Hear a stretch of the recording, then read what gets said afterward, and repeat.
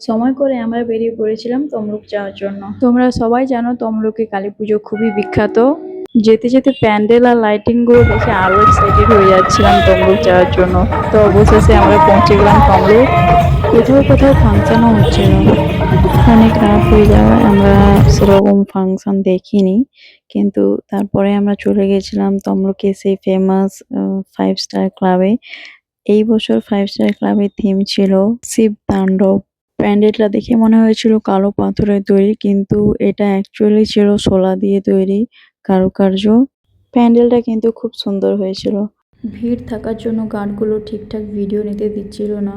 So এরপরে আমরা next প্যান্ডেলে চলে গেছিলাম। গাইজ, তোমরা প্যান্ডেলের কারুকার্যগুলো দেখো, খুব সুন্দর হয়েছে, খুব সুন্দর।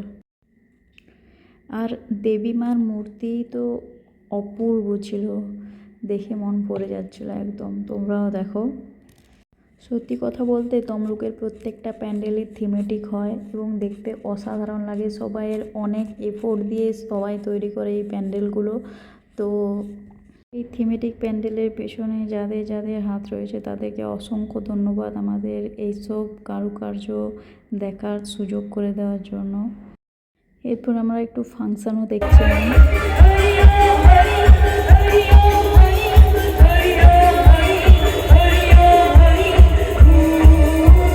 এরপর আমরা বাড়ি ফেরার পথ ধরলাম। তো দেখা হচ্ছে পরের ভিডিওতে। টাটা সবাইকে, ভালো থেকো সবাই।